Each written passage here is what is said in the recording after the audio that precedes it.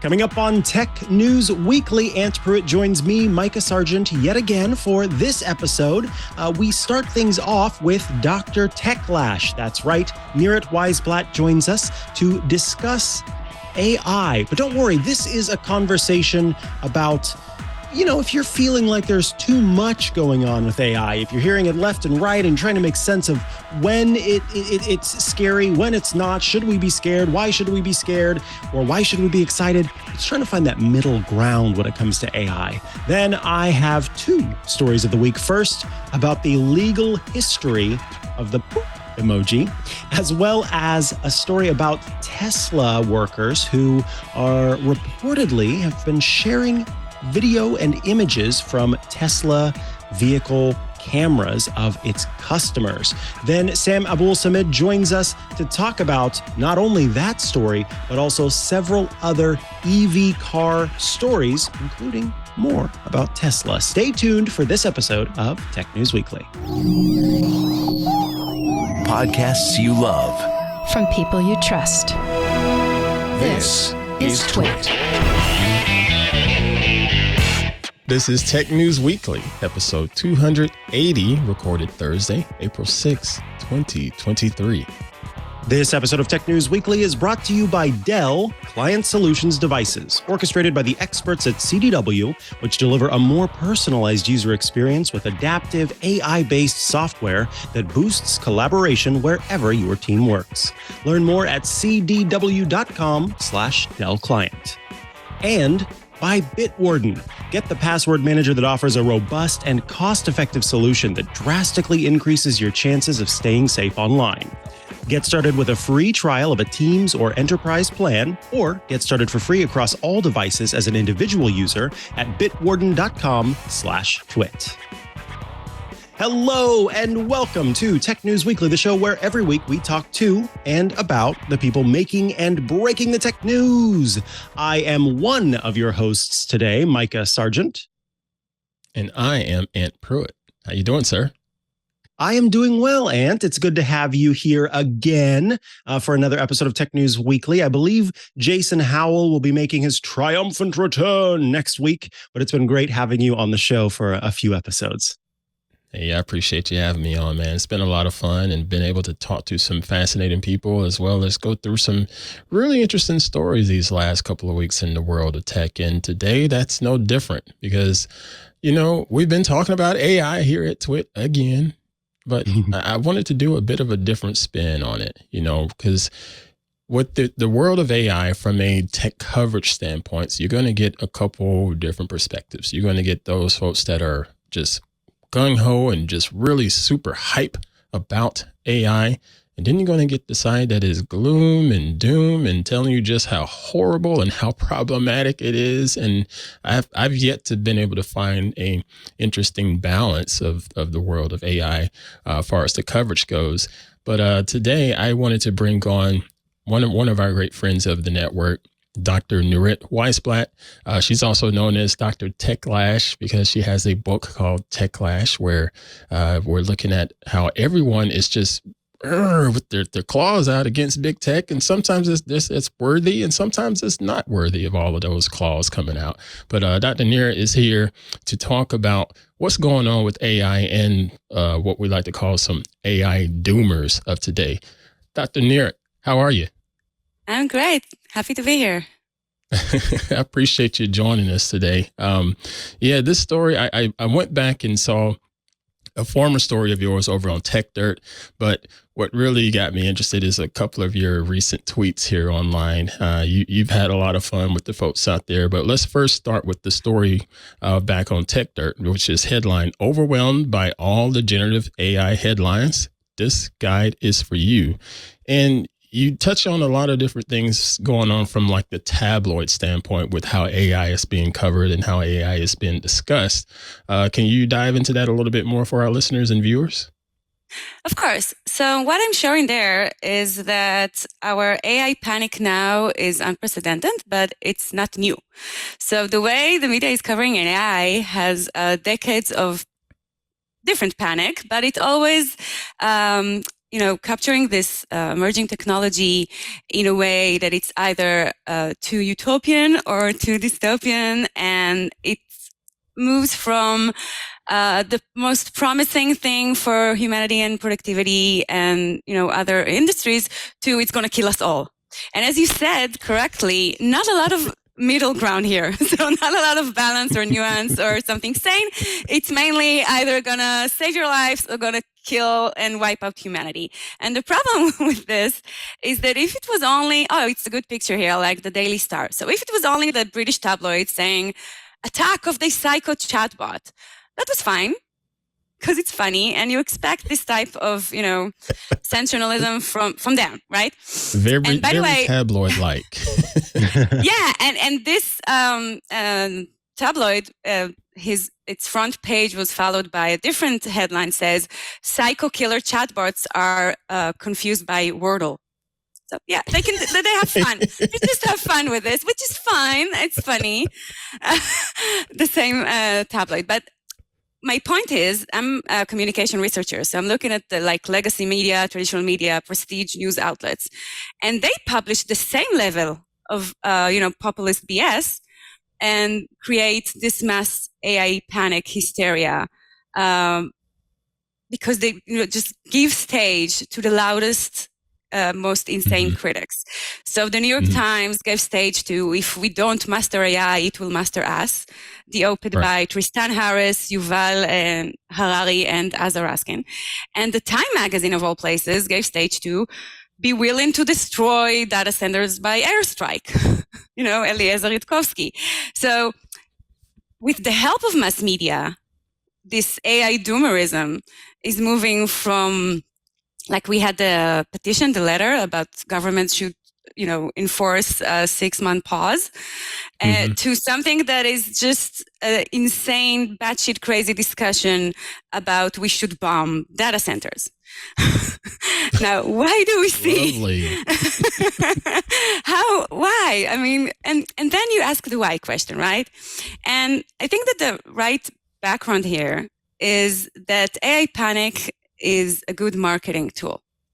So Sam Altman of OpenAI, for months now, since DALL-E, first launches products, told us again and again, really frequently, that we should all be scared of the coming superintelligence, AGI, artificial general intelligence. And because it has so much, magic powers, the worst case scenario will be light out for all of us.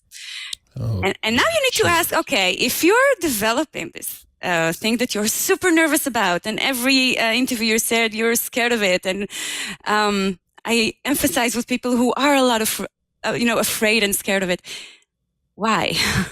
Right, and then I think that the right question is that it serves him well, that all of us think that it's this magical, powerful thing that they're being developing in their place, right? But it's good for future employees. It's good for investors. If your machine is this magical, super intelligent force. Okay, so it's definitely a marketing ploy, whether we like it or not, because one would assume that the teams behind these different generative AI platforms could come forward and say, hey, look, it's not all bad. It's not all good. It's somewhere in between. But yet that's not really happening because I can tell you that with Sam Altman, the interesting thing was, okay, so I think it was January when he spoke for 2 hours and a half with this lady from a VC that worked in TechCrunch. So 2 hours and a half, he's talking about the benefits. Productivity, revolutionize education and industry and wealth and creativity and whatnot. The last question was, okay, so after all, 2 hours of good things, bring me some worst case scenario. And then he said the lights out for all of us, right? Sentence. Right. What do you think the headlines were from this interview? All the headlines were OpenAI CEO says lights out. Nobody listened to the 2 hours and a half that he said actually good, balanced, nuanced, smart things that are beneficial for society. The media is an actor in here in making this peak AI hysteria, because spreading it's also good for its business. This is why Time Magazine takes someone like Eliezer Yudkowsky instead of not giving him stage and giving stage to nuanced, actual AI, AI researchers that actually knows what they're talking about. He does not. He's a sci-fi lunatic.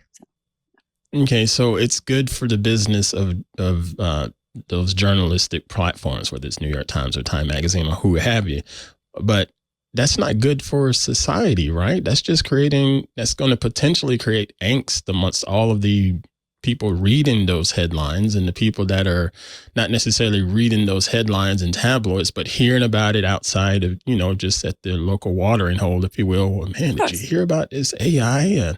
This thing is going to take over the world. This can't be good for all of us, right? Yeah. So my problem with those AI doomers, which I characterize, and we can talk about it later, is that at least with Sam Altman, you say, okay, at least he produces products to the world. He does actual influence. My problem is with the all AI doomers that creating this AI panic is their product. It's their career. It's their source of money. So look at Tristan Harris that I mentioned, or Eliezer Yudkowsky. All that they do is talk about AI is going to kill everybody and wipe out humanity for their own good, for their lectures, for their centers of human technology, for their books, for their whatever. And their integration with the media is the toxic one. And I can understand if you have an AI researchers who are going to bore the audience with nuanced, logical, smart take about the state of this technology. I don't know if it's so interesting as someone who's going to yell, it's going to kill everybody. All right. So tell us a little bit more about this tweet that I have here. How to spot an AI doomer. Make up fake scenarios in which AI will wipe out humanity. Most of them, it's what they do. Gary Marcus here is actually, I don't think he's qualifies as a doomer. I want to clarify that. Okay, great. You need to have all criteria, and he does not meet all criteria. So what are all of the criteria that you would like to list under an quote AI doomer? Someone that's going to So after we mentioned like people like Tristan that's saying that we summoned an alien intelligence, a godlike power who's going to ruin our humanity, culture, creativity, and at the end wipe everybody off the planet. This is the type of people that I'm thinking of when I'm talking about AI doomers, not the ones who actually say, this is our logical problems that we see today with, let's say, misinformation or deep fakes or things that I raised the alarm when I in TechDirt talked about the AI-generated art tools. So the thing is, those AI doomers are distracting us from the real problems because they have apocalyptic imaginary scenarios, fantasy in their mind. So the way I characterize it is, yes, they make fake up scenarios. They don't even bother to have any evidence to back up those scenarios. It's just hypothetical questions. Should we develop something that will replace us and kill us? No, it's just like, why is that the question and the basic for a petition? Like, they clearly watched and read too much sci-fi. They're all speaking the same language from the same books, from the same Terminator, Skynet, world of thinking about the world. Again, they said that the AI's godlike power should be stopped, and the chosen ones, can stop it. And this is where it bothers me because it's very paternalistic, elitistic. We are the superior ones. We have the knowledge about this super intelligent thing that the public, the little scary, hopeless people that don't have our intelligence, you can't handle the AI. So let us tell you what should be done. And for that, give us money and we'll tell you what should be done, which is just ironic, right? Wow, such a scam. So let me ask you just point blank, Dr. Nirit. Generative AI, be it ChatGPT or whatever OpenAI is offering, Midjourney, Stable Diffusion, all of these different platforms and offerings out there. Is it okay? Is it good to use? Is it bad to use? Or is it just totally fine? Okay, so again, we should have a nuanced discussion. Yes, it has tons of potential harms. Again, some that I raised early on. we need to mitigate those, to put a lot of safeguards, which again, I think the petition ignores what the companies are actually doing to put safeguards. Mm-hmm. Their human reinforcement, the feedback, they're really thinking about ethics and safety from the beginning, and we can think on any other technology that everybody's thinking really thorough about the safety from day one. So Right. I'm optimistic that we can handle it. We can, edit it, change it, find our norms around it. It will have uses, it will have misuses like any technology.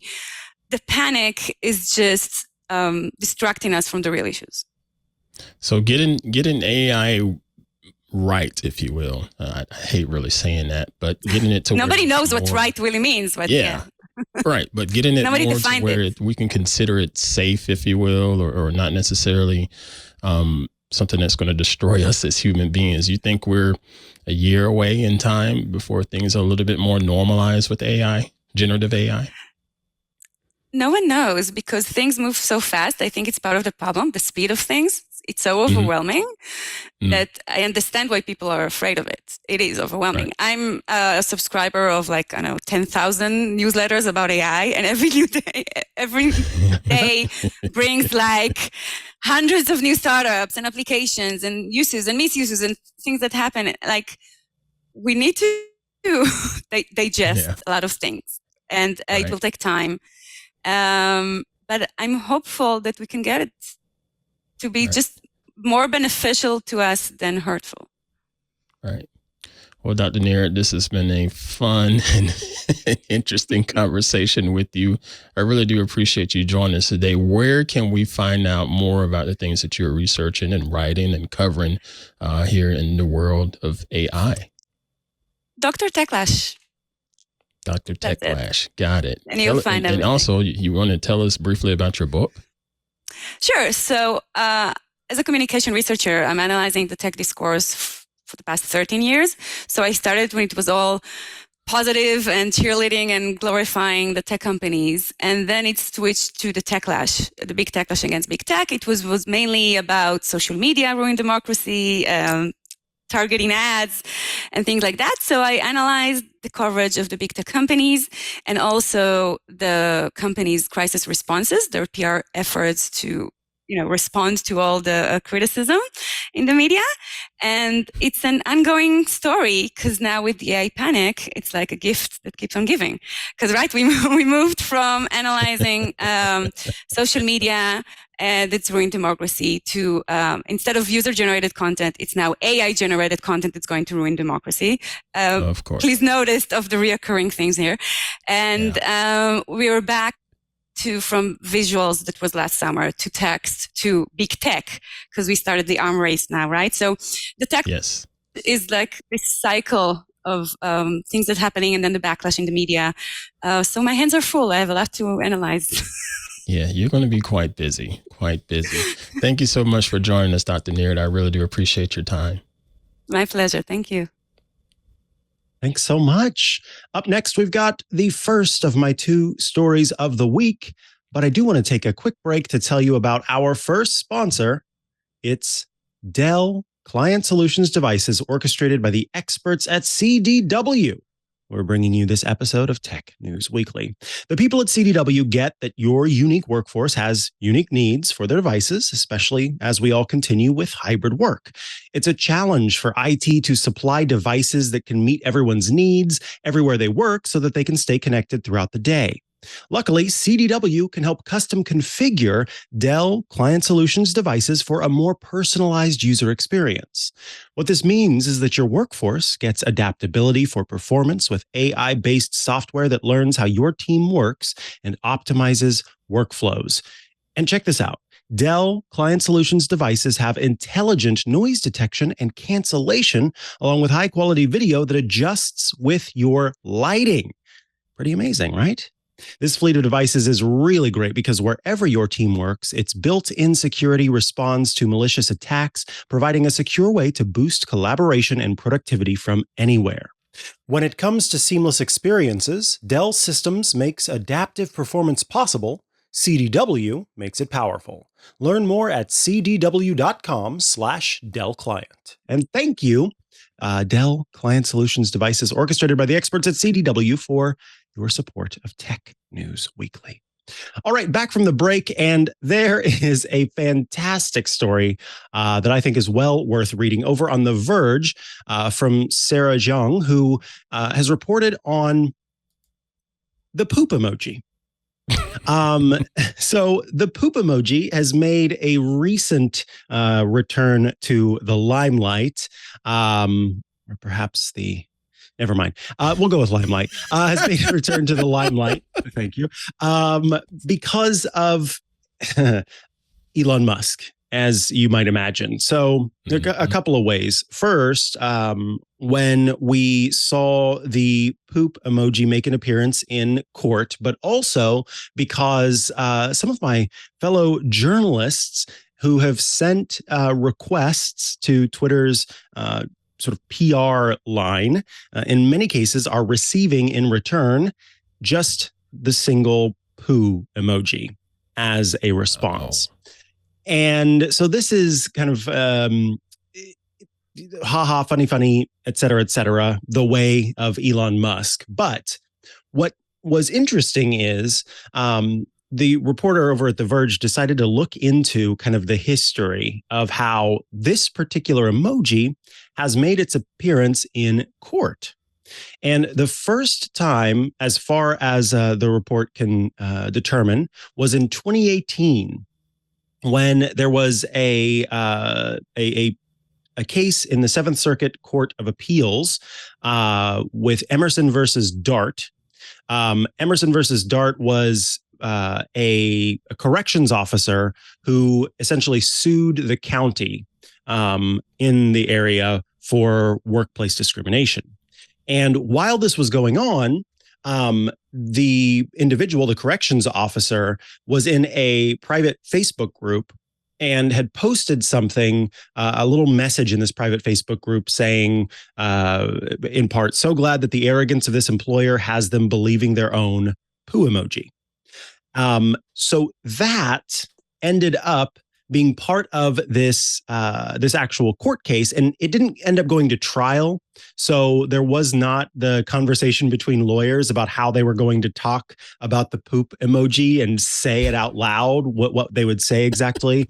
But it is something that's well worth kind of looking into, because we also saw the poop emoji kind of displayed in Elon Musk's tweet in response to the then Twitter CEO.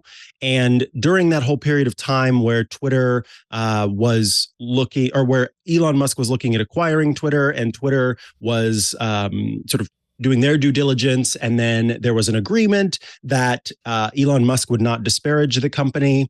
And then Twitter ended up, remember all this that took place? It's wild. Mm-hmm. Twitter ended up suing Elon Musk for disparagement. And that poop emoji was one example that Twitter's lawyers had for this potential disparagement. But a single poop emoji on its own is kind of hard to interpret, at least when it comes to the law. So right. We have to know the full context of things. Yes, exactly. And without that context, you could make Elon Musk could make any sort of argument for what that poop emoji could mean. And we've seen that with different emoji, right? This is right. A very common thing where we see emoji being used in means that run contrary to what one might expect, where among certain groups, an emoji might have a different meaning, where, you might interpret an emoji a certain way, you send it to somebody and they don't see it that way. And then there's even just like individual disagreements. So there have been some researchers who have looked into emoji and its sort of effect on law, because of course, as time goes on and as internet communication continues and as the use of emoji only climbs, we are seeing more emoji make their way into court. And so there needs to be a conversation among lawyers about how to go about handling this, because when you think about sort of, for a lawyer, much of their work is, well, depending on the lawyer, much of their work is about data gathering and historical understanding and precedents. So they are looking through previous court rulings and trying to make arguments based on how different court cases in the past have turned out.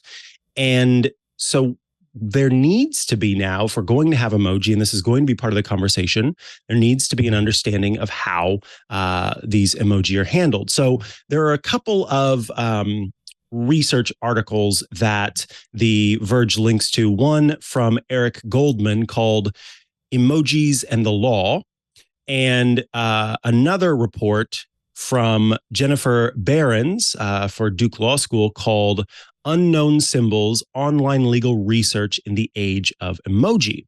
And both of these pieces, right, it's super fascinating stuff. And I've linked to both of them, and we'll have those if people want to check them out. They talk about, of course, emoji in general, sort of what they're used for, but then misunderstandings, and even going as far as to talk about emoji dialects. And I find this incredibly fascinating because emoji dialect. Yeah, which is a great way of sort of thinking about emoji. In the same way that the English language has multiple dialects, well, many languages have multiple dialects. Depending on how you're using the language and the context of it, it can have different meanings. And the same thing applies to emoji. So I wanted to make a quick comparison. For the longest time, there has been an ongoing discussion about the way that dialects can and have impacted certain court cases. African American vernacular English is one example where that dialect of English is has its own, as many dialects do, its own set of grammar, usage, and mechanics, its own set of ways that you communicate, and particularly when it comes to tenses. And so there are times where a person in court who speaks with African American vernacular English has said something, and due to sort of the legal system's method of sort of sanitizing language and in many ways kind of taking context away from it, it has led to a misunderstanding about what someone was testifying to, or what they were actually saying versus if they had the context and the understanding of the dialect, it could mean a different thing. And folks, if you want to look into that yourself, you can. There are a few. John McWhorter has brought that up on several occasions. John McWhorter is a linguist that was, I don't know if he's still here or not, but he used to be at Cal Berkeley. And he has brought up a lot of different instances regarding Black English versus what happens in the court of law, and how sometimes it could be misconstrued in time, just as you said, based off of, especially with tense, not tension, but tense as in time. And it was pretty fascinating. John McWhorter is another one. Yeah, and I think, in fact, that was the exactly who I was thinking of, because it does discuss. There's a New Yorker article about McWhorter, and there is quite a few links in this New Yorker piece that talks about that very specific thing. So I want to draw that comparison in the sense that at all times our language is changing, and even if sort of the basis of English isn't changing, the way we communicate is, and that's kind of what these folks are saying, these law researchers are saying. And it goes on from just sort of this standard conversation about how, haha, funny that lawyers are trying to figure out ways to talk about the poop emoji. It goes even more than that, though, because the researchers, Jennifer Behrens in particular, who teaches at Duke University, in Jennifer's study, she was looking at how these law libraries, these digital libraries, in many cases, just completely forego displaying emoji, or in some cases, provide just sort of references to the emoji. So there was a piece, and I'm actually just going to read from the introduction of Jennifer Barron's piece because I think it exactly sums it up. In April 2018, an entry in the Kansas Bar Association Journal's regular called Substance and Style legal writing column was entitled simply, and then it's 3 of the thinking face emoji. 3 thinking face emoji icons adorned the issue's table of contents at the top of the article, whose author examined the proliferation of emoji in legal evidence and the associated problems with varying online displays and reader interpretations. The entirely graphical article title included an explanatory footnote. In text, this essay might be called Thinking About Emojis. But and now I'm paraphrasing. When this was sent to these online legal research services, thinking of like LexisNexis, Westlaw, Gale, OneFile, Legal Track, all of these different online libraries, many of them just completely ignored the title and did not display that title. Some of them just went with calling it Substance and Style, which is the name of the column. So it did not have that exact representation. And some of them sort of tried to explain that the title was 3 emojis or emoji. But in every case, the bigger problem is that if a lawyer then has a case that involves a poop emoji or another emoji, and they're trying to look back and find some precedents or find how other court cases sort of worked out, you can't just type in an emoji as it currently stands. And you, in many cases, can't even do something like thinking face emoji and come across the piece that you were looking for, because these online libraries are just like, an emoji, we can't handle that. Well, I don't know what to do about it. So they just give it a name that sort of works. So the technology needs to change as much as a sort of legal understanding surrounding these symbols that many of us are using now. I find this entire thing fascinating, and I have to be honest, like I had not considered the legal implications of something, because I'm so used to, I can remember working at a journalism publication where we were, doing our normal headlines. And then at one point we thought, oh, it'd be so great to do an emoji in this headline. And so I asked, hey, can we do an emoji in this headline? And the person directly that I was asking sort of got these big eyes. And then they were like, "Oh, we've got to ask this person." They go to that person. Then we're basically filing a support case. And I mean, it just went up the chain until finally, and it was off the chain. And it finally made it to where we needed it. And the person was like, "I don't know if we can do that. Let's try it and see if it breaks anything." I don't know to this day if we can do that on Twit's content management system. Right. I don't know if we've ever tried it. Because it's one of those things again. Like, where in the world is Unicode in all of this?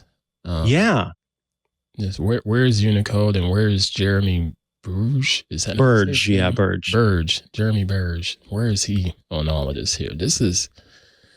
There needs to be some type of evolution, and fairly swiftly, because it seems to be the norm of people communicating with emojis, and rather, just random text messages amongst themselves. But heck, even in day-to-day work chat, it's so easy for us to slap a emoji in the Slack to communicate a job being done. Yeah, you can quickly answer by doing so. And that's the thing too, is like, this is the whole point of the Unicode standard, is you have a set of code points that a computer, a server, like anything can read and then in turn display, because it exists as a code point that all of the different computers can understand and all the operating systems can understand, and they can all go, okay, that's exactly what this is, and then display whatever's available. But in some cases, they don't have the ability to display whatever's available. And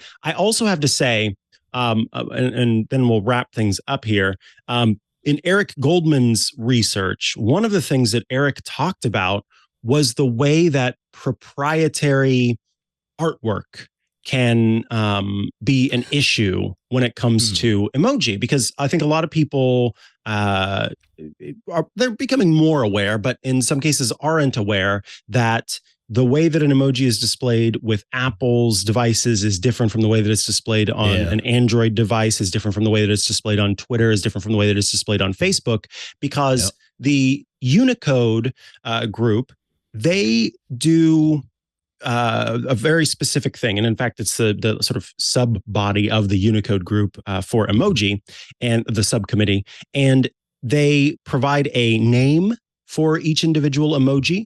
They provide a description for that emoji. And then in many cases, they provide a sample artwork for that emoji.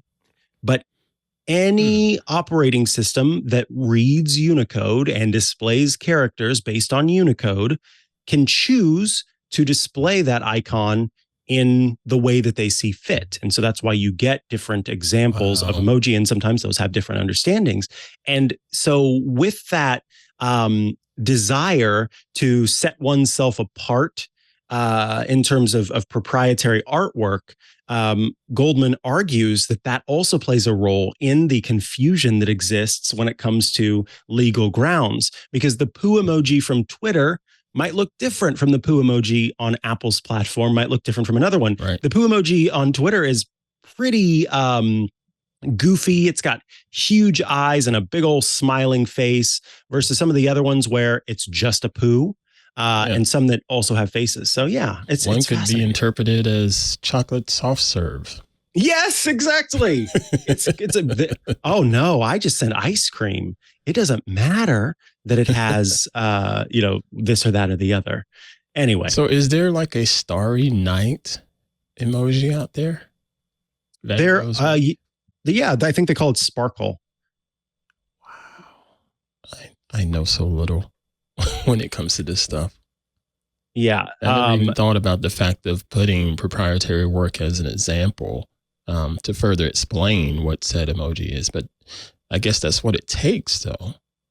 Yeah. And I mean, that, again, with Goldman's argument, it's like, so Apple has a team that designs, so they look at the name of the emoji, they look at the description of the emoji, they look at their set of emoji that they already have, and then they design the artwork for their version of that emoji.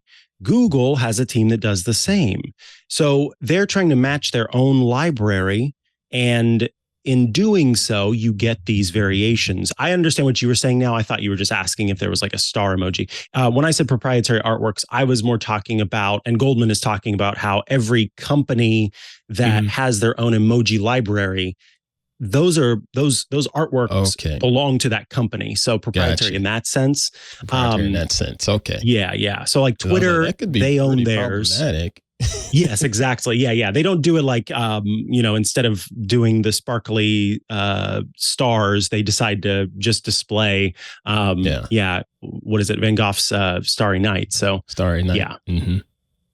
But in any case, I think this is a really interesting conundrum that I had not considered, because there's already sort of, just in general life, this back and forth, I think, between generations in particular, about the use of emoji and should we be doing it. And so in some cases, it's like, oh, it's a repeat of history because we have hieroglyphics as part of our conversation.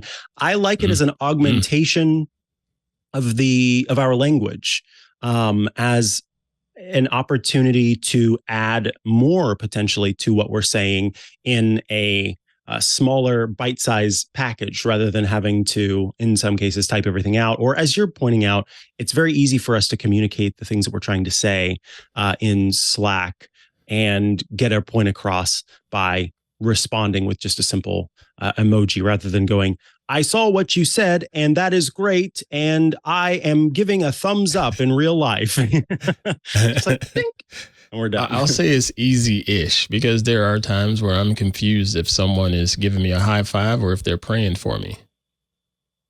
Oh, yeah, that was, see, but that's the thing. Depending on who you're talking to, it means one of those other things, because that was originally supposed to be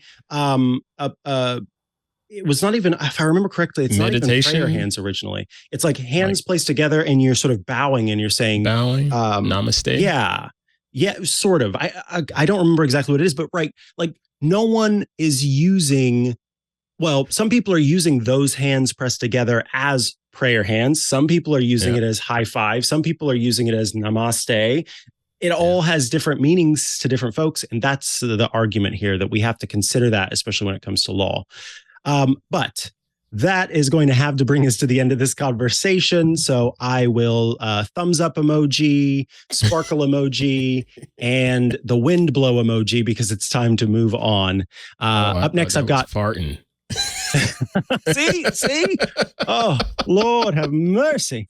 But I do have another story of the week coming up, but I want to take a quick break to tell you about our second sponsor today, and that is Bitwarden.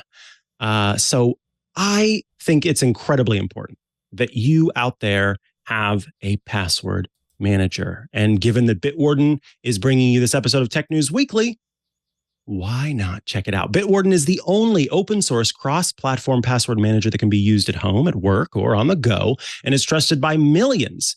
Even our very own Steve Gibson of Security Now, who has switched over. With Bitwarden, all of the data in your vault is end-to-end encrypted, not just your passwords. You can protect your data and privacy with Bitwarden by adding security to your passwords with strong, randomly generated passwords for each account. So if a bad actor gains access to one account, they don't suddenly have the password for every single site you have added an account to on the web. And then I love this about Bitwarden. You can go further with the username generator so that you're not even using the same username across sites. You can create unique usernames for each account, or even use any of the 5 integrated email alias services. Email aliases are the new awesome, because it means that for each individual site that you visit, you've got one email that essentially gets sent back to your actual email address.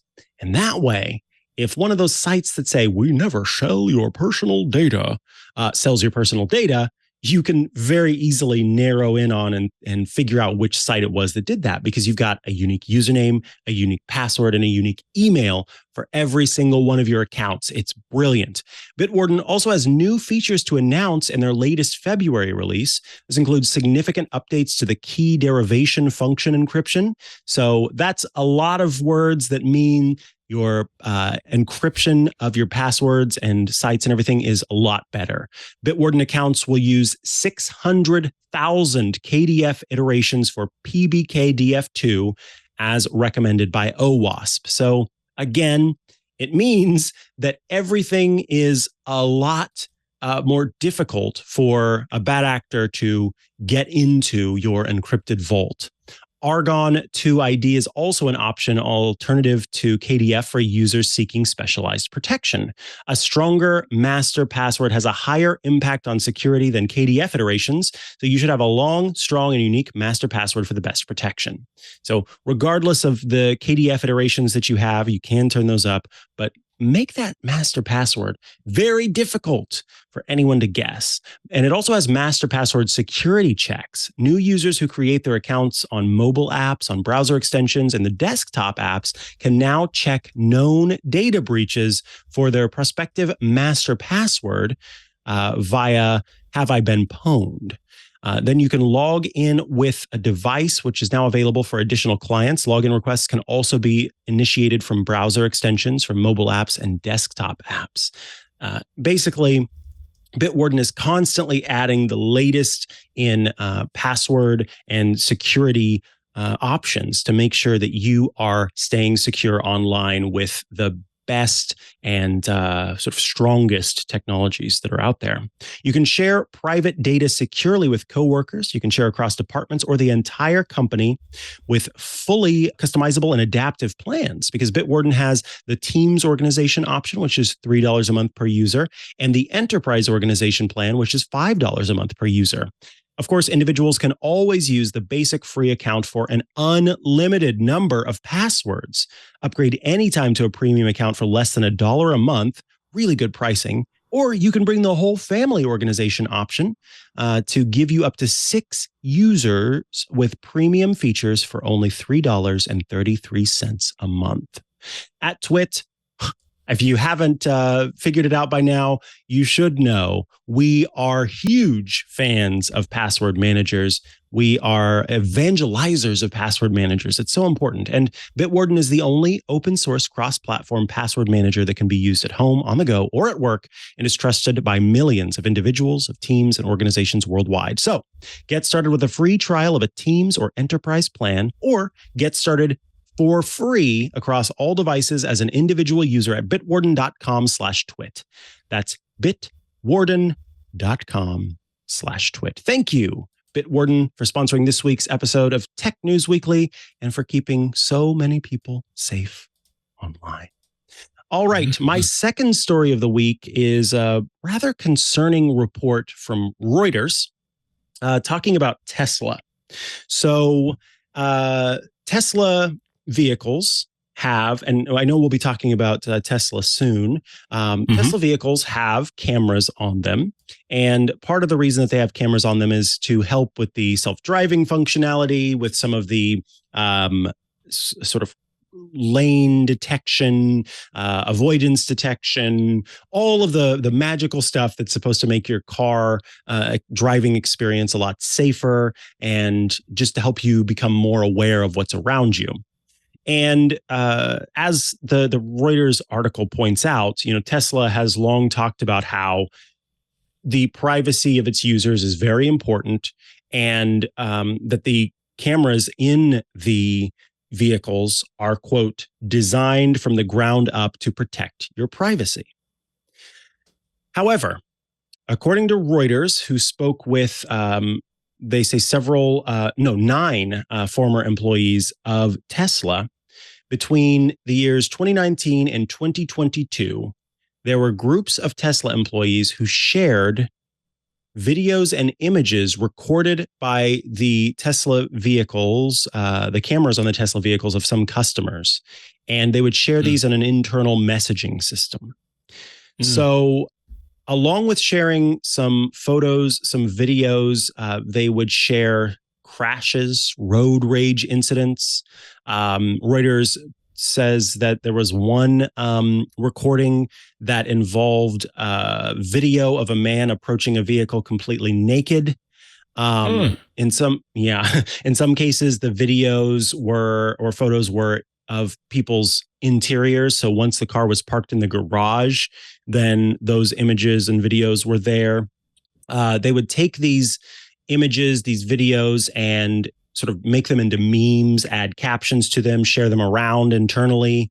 And while Tesla vehicles no longer do this, there was a point where you could opt in to having the cameras basically running at most times, even whenever the car was turned off, so that the whole point was your car would kind of be watched even when you weren't around it, and just to make sure that it wasn't being broken into, or if it was broken into, then you'd have that evidence.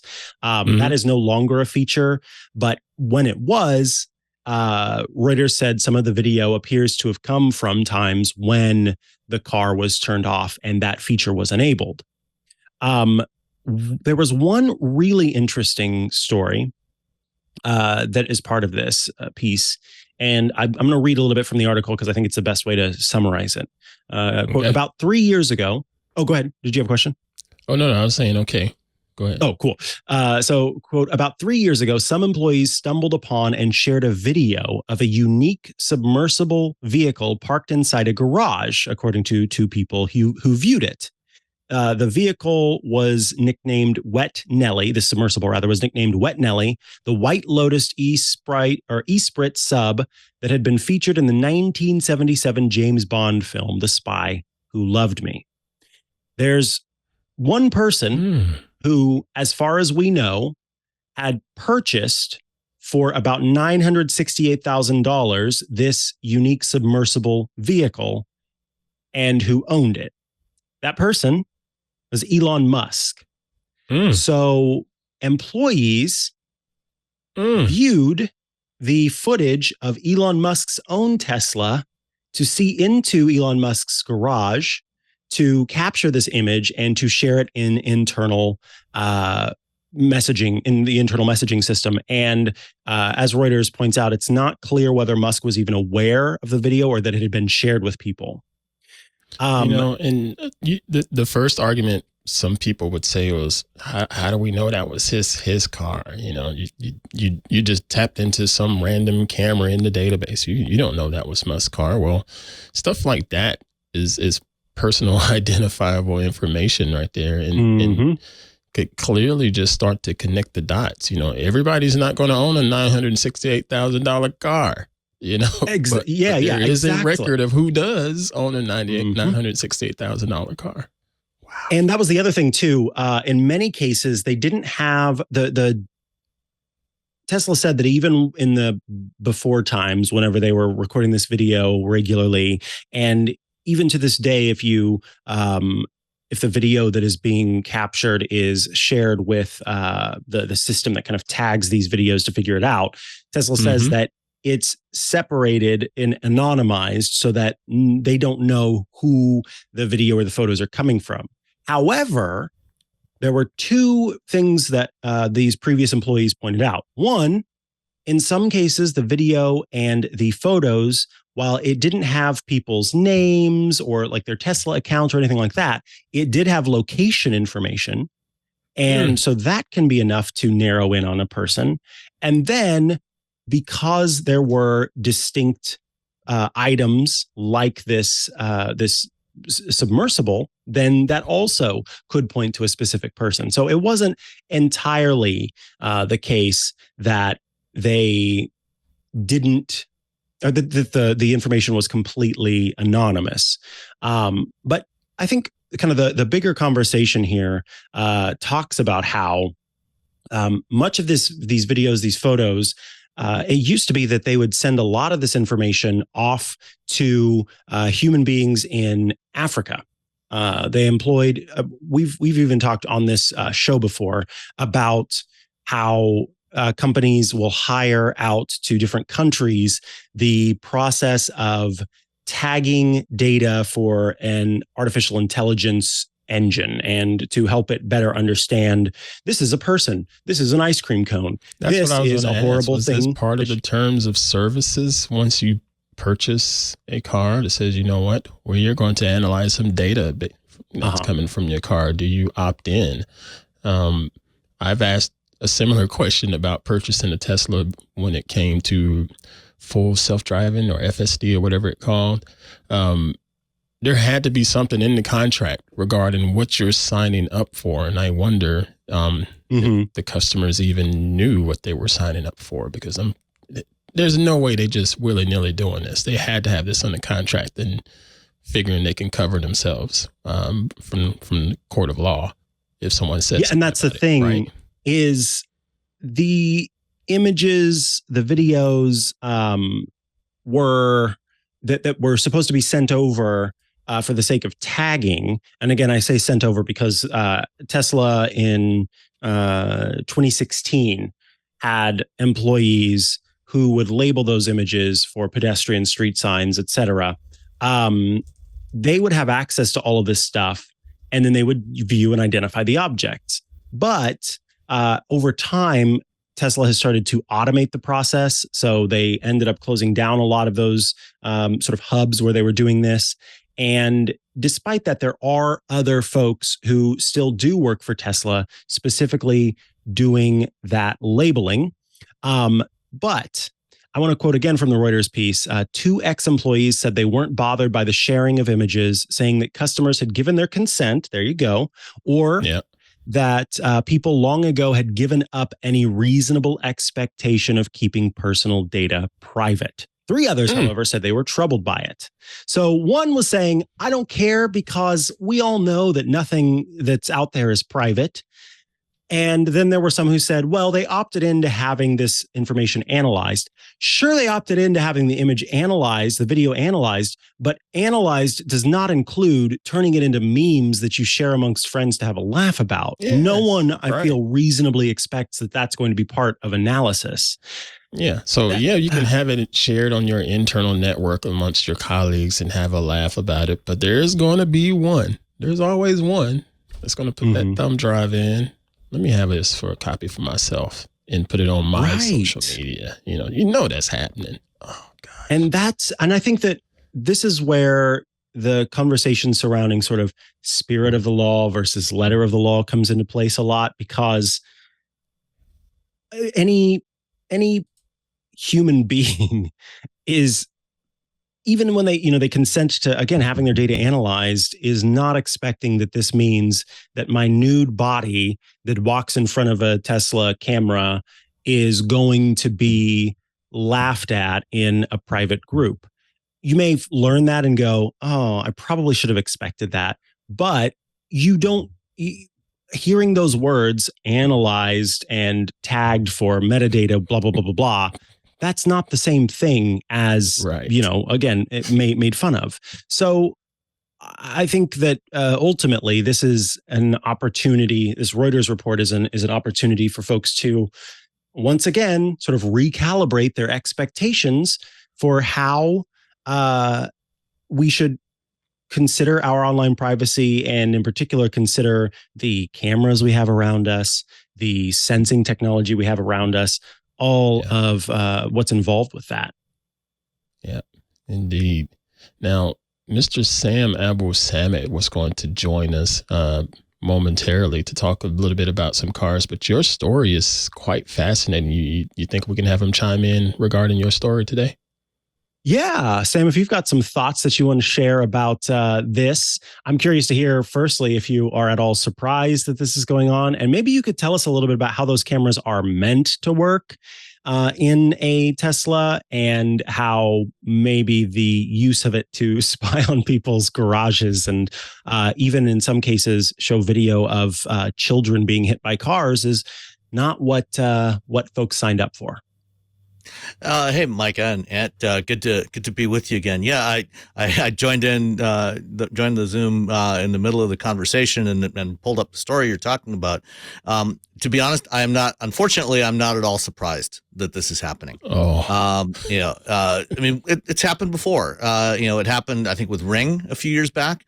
Ring employees somewhere in Eastern Europe that were doing similar thing. They were tasked with doing labeling and annotation of video data from Ring security cameras, the doorbell cameras. They were sharing some of the video content that was being captured by these cameras. So in this particular instance, first to what you were saying earlier about whether customers agreed to this, I haven't read the full terms and conditions of the Tesla connectivity agreement, but in general, I think it's pretty reasonable to assume that when you agree to have connectivity in your vehicle, as part of that agreement, you are agreeing to share some of that data with the manufacturer, and they use it for. Most manufacturers use it primarily for product development to understand how. yeah, that's what I thought. They're trying to make it better down the road, right? Exactly, and so it's imperative on the manufacturers to have some controls in place to make sure that anybody that within the company or within their contractors that has access to this data isn't misusing it. Now, to the specifics of this particular, of what's going on with Tesla, Tesla's got kind of an unusual situation, because in most cases, for most manufacturers, most new cars have at least some cameras mounted on them for their driver assist systems. Every new vehicle built since I think 2016 has a rear backup camera. Most vehicles have forward-facing cameras. Many of them have surround view cameras that when you put the car in reverse, or you maneuver around at low speeds, you can get that bird's eye view so you can see what's around you. And that's really handy features to have. In almost all cases, as soon as you turn off the car, all those cameras turn off, the computers turn off, all that stuff turns off, and so nothing can be recorded. It sounds like, from reading the Reuters story about this, which I'm assuming is probably the one you're referencing, or maybe another one, that what was happening here is they're the employees are looking at data that was captured from Tesla's Sentry mode. Tesla offers this additional mode called Sentry, which is basically a surround view security camera system for their vehicles, an anti-theft or anti-vandalism thing. So when you turn on Sentry mode, your cameras, the 8 cameras that are around the car, are on all the time and recording. I think there's a buffer, so it's like other security cameras. So they're not capturing all the data all the time because they don't have enough storage space. But they're looking for things that anything that might be a security issue. Somebody seems like they might be trying to break into the car or vandalizing the car. Then it will record some amount of video from the ring buffer. And I'm guessing that the individual who was captured walking around naked probably had their Sentry mode turned on in their Tesla and walked through the garage, hopefully walking through the garage. You never know. I mean, depending where they are. Exactly. If you've got a fairly private, property and driveway, who knows?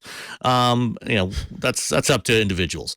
But at any rate, they probably had their Sentry mode turned on, and it captured them in proximity of the vehicle, and then uploaded that data to Tesla's servers, and then labelers saw that, and then that's where the problem started with abusing the data.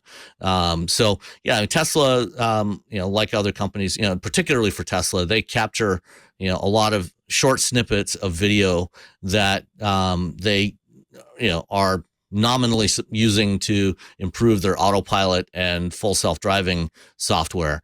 When they find scenarios that the system is struggling with, it's capturing a few seconds of data and uploading that, and then the labelers go through. And as you mentioned, Mikah, they've gone to more and more automation of that labeling process. But even with automated labeling, there still has to be, for at least a significant portion of it, somebody going through and doing quality assurance checks to make sure that the automated labeling is being done correctly. So in many cases, even when it's automatically labeled, there's still going to be humans looking at it. And eventually, at some point in the chain, there are going to be engineers that are going to be looking at those video clips to decide, okay, is this something that is actually relevant for us to add to our test suite, to our simulation suite? And so there, even with automation, there's still humans that can see this stuff. Yeah. Thank you, first of all, for your quick thoughts on that. And in fact, we may go on with that after we do take a quick break, because there's lots more from Sam Abuelsamid about all of the news surrounding electric vehicles and Tesla and everything else. So I did want to take a quick break to tell everybody about Club Twit. If you haven't heard about Club Twit, well, you should join the party at twit.tv/Club Twit. When you head there, you can become a member of the club, starting at $7 a month, $84 a year. And when you do, you get some pretty great stuff. First, you get every single Twitch show ad-free. So it's all of the content, none of the ads, because you, in effect, become the sponsor of the program. You also get access to the Twit Plus bonus feed that has extra content you won't find anywhere else, behind the scenes, before the show, after the show, special Club Twit events, and access to the members-only Discord server, a place where you can go to chat with your fellow Club Twit members and also those of us here at Twit.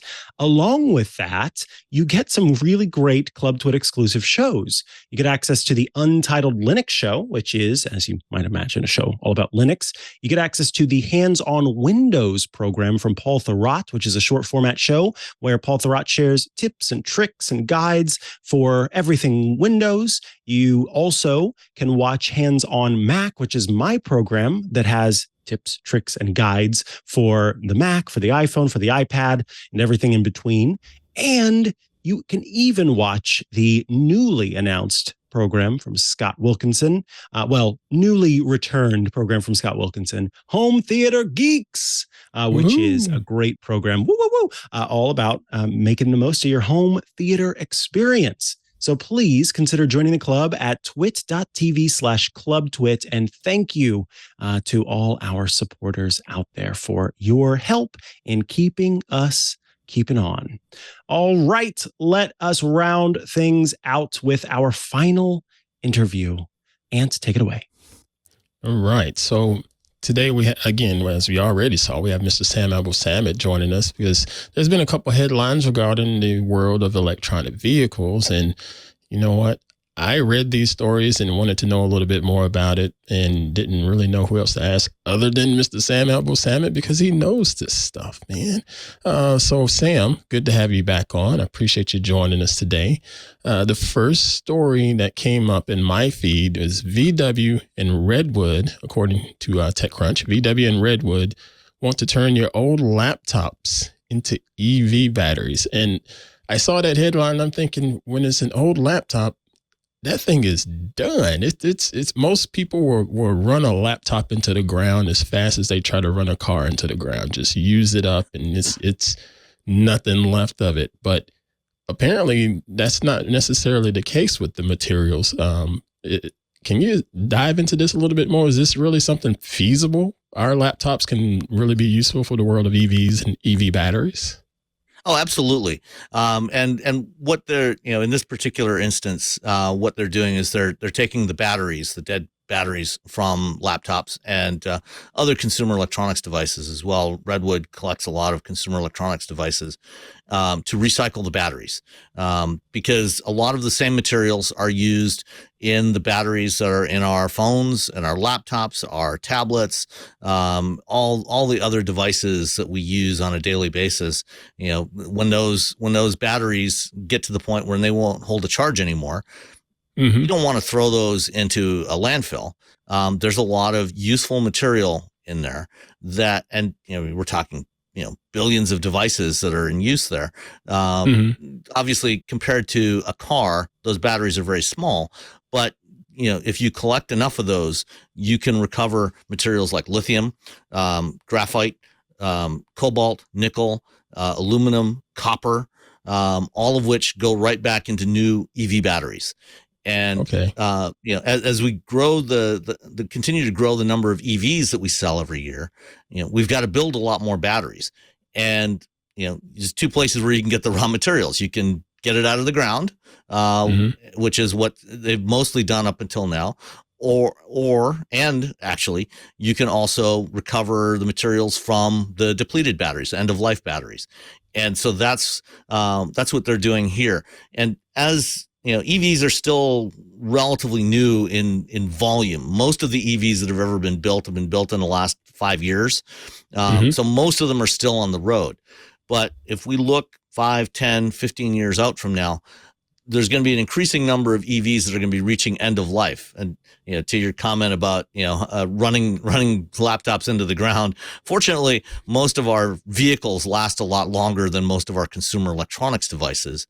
They do, and so it's it's going to take a while before we start to get a large volume of EV batteries to recycle. But even those, when those vehicles reach end of life, those are going to go to recyclers like Redwood Materials and Li-Cycle and Spears New Energy Technologies, and there's a few others that are starting to scale up recycling.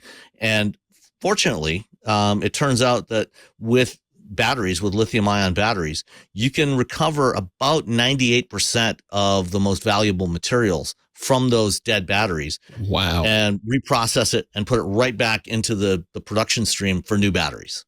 Wow. That's amazing. And with it being put back into place, I guess it's the same consideration when we recycle plastics and paper. You get a piece of even more so paper. Yeah. You don't even know that it's been recycled because it's still just the same quality. So we're not necessarily going to see a degrade in battery quality because it's a recycled battery for EVs. In fact, it's actually more of the opposite. What they've found, they've been doing recycling for a few years now. It turns out that the recycled materials actually tend to be of higher quality because every time you go back and re-refine it again, more of the impurities in in there get taken out. And so they've actually found that the performance of batteries made from these recycled materials is often somewhat better in terms of the energy capacity and the power they can produce compared to virgin materials that have just come out of the ground and been processed. Wow, that's awesome. Good stuff. Well, I appreciate you enlightening me on that. Now, my next headline, this one comes from the folks at Engadget, and this reminded me of a previous conversation that you and I had in Club Twit, because we did an AMA several weeks ago regarding EVs and so forth. But the headline reads, California will require half of heavy truck sales to be electric by 2035. Now, in our previous conversation, Mr. Sam, the batteries was the problem when it came to these big, heavy rigs, big rig trucks out there. Is they got number one, they're going to be carrying a lot of cargo weight. That's the first thing. Next thing is the battery itself is going to be just ridiculously heavy with weight. Where's the feasibility in this for this mandate to be out here for 2035? Or is it just they're saying, you know what, by 2035, we'll probably have the battery technology more on par to not be as heavy, or what's the deal here? I think they're counting on a bit of both. Obviously they're assuming that between, over the next, we're in 2023 now, next 12 years, the battery technology will improve significantly from where it is today. And it almost certainly will. It's been improving on a steady basis for a long time now, and it will continue to improve. But I think, one of the keys here is, they're talking about half of the trucks being electrified. And when you actually look at the use case, and this is something that my company at Guidehouse that we've done, you look at the volumes of the unit volumes of the number of trucks and how they're used. A lot, the long haul trucks, which I think we talked about during that AMA, the trucks that are running, from the port of Los Angeles, across the country or into the middle of the country, running, thousands of miles, or at least many hundreds of miles a day, and often upwards of 1,000 miles a day.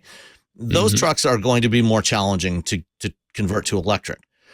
But they also account for only 14% of all the commercial vehicles on the road that are sold annually. So they have the most miles, but they're relatively small in terms of unit volumes. Most of the vehicles that we're talking about here are vehicles that are operating in local and regional runs. So all of those big UPS and FedEx vans and the day cabs that are the class, the semis that are not the long haul truckers, they're running maybe 100, 200 miles a day, that are delivering stuff from Walmart distribution centers to stores, or other things like that. And those that aren't having to do long haul, we're already starting to see those trucks coming to market from a number of manufacturers. Obviously, Tesla has delivered a handful of their semis to PepsiCo, and they're doing longer trips, but they're with lighter loads, carrying potato chips and stuff like that. But so there's that would be the balance for now, right? Yeah, but there's also a lot of trucks from companies like Volvo and Daimler and other truck manufacturers that are already coming to market with battery electric, and those are used for runs where they're driving 100 to maybe 150 miles a day, and so they can get by with a much smaller battery. So that's those. They account for the vast majority of all the trucks, and so I think it's probably not totally unreasonable that we could get to half of the trucks, half of the commercial vehicles being electric by the mid 2030s. Wow. Didn't think about that. Now, we can combine that story with the previous story as far as recycling the batteries.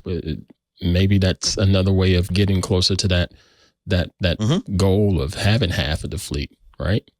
Yeah, absolutely. That's going to be recycling. Longer term is going to be a key part of getting more domestic battery production, of feeding the raw materials into these plants. Right now, there's over 20 new EV battery plants that are either in operation or under construction. I think our tracker right now, we've got about 750 gigawatt hours of annual battery production that should be online by about 2026. And we'll need about double that to go to 100% electric for all the vehicles produced in North America. But that's a really good start, but that's going to take a lot of materials, and recycling is going to be a key part of that, whether it's for small vehicles that you and I drive every day, or for delivery vehicles and heavier trucks. Right. Now, this last headline, this one also comes from the folks at Engadget. Tesla sets a new company record after delivering more than 422,000 EVs in Q1 of 2023. I saw that headline and I was like, really? How? Because based on everything I've ever heard about Tesla in the last 2 to 3 years or so, people are really against Elon Musk. So that means they're really against Tesla, and they're like, I'm getting rid of my Tesla, or dang it, I just bought a Tesla and I'm going to sell it and blah, blah. There's a lot of that kind of chatter out there. But I guess where it really matters is people just want something that's going to be efficient and good for the environment. And Tesla seems to be leading the way. Is that so? Yeah, so it's important to keep in mind that these are Tesla's global delivery numbers. Unlike most automakers, Tesla doesn't break out their sales for different regions. Here, we get manufacturers, that talk about how many vehicles they sold in the United States, how many they sold in Canada, and get similar numbers in Europe and other markets. Tesla doesn't do that, so those of us in the business have to kind of go through other means to figure out, okay, how many of these were sold in the U.S., how many were sold in China, and China is the biggest market for Tesla. So probably I would guess, of these 427,000 total deliveries that they had in Q1, it's probably at least half, maybe 60% of those were in China. And the rest were split primarily between Europe and North America. So let's say it was roughly 150,000 or 100,000 in North America. Is that a good standard? Is that a good mark for them? Yeah, I mean, they are still the top seller of EVs globally, not globally, but the top seller of EVs in North America. They're actually not. They're in Europe. I think the last numbers I saw for Europe, they're about 5th in terms of EV sales, and China, they're about 4th or 5th overall. And China is the biggest market, the biggest automotive market globally. And they sell a lot more EVs there than we do here. And who's Europe, number one for EVs in China? BYD, which is a company that doesn't sell vehicles here in North America yet. There's been some discussion about them coming into the U.S. market, but they are biggest. And there's a number of other Chinese brands that sell a lot of vehicles there. So they're, but Tesla does well there. They sell a lot of vehicles there. What we're seeing with Tesla is, as EV sales continue to grow, Tesla's sales are also continuing to grow. Right. But they're getting a smaller market share, a smaller share of the overall EV market, because a lot of other companies are introducing new EVs.